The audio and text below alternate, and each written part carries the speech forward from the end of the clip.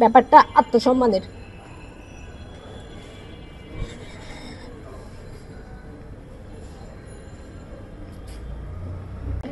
নিজেদেরকে আসলে প্রমাণের কোনো কিছু নাই, এখন হচ্ছে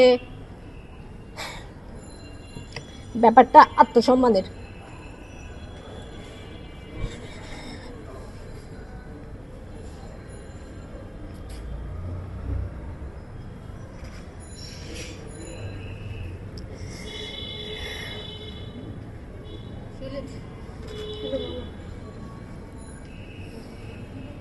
বিকজ দিন শেষে হচ্ছে মেয়েরা দেশের জন্যই খেলে, বাট দেশের মানুষ যেভাবে হচ্ছে মেয়েদেরকে কটূক্তি করতেছে, এটা আসলে মানে মেয়েদের জন্য হচ্ছে নেওয়াটা অসম্ভব।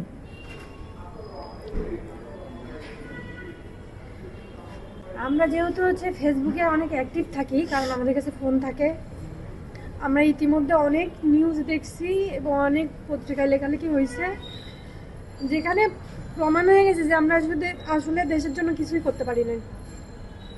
আমাদের আর কিছুই বলার নেই কারোর কাছে। এখন আমরা আমাদের ডিসিশন জানাইছি যে এই কোচের আন্ডারে আমরা প্র্যাকটিস করবো না। কটূক্তি বললেন।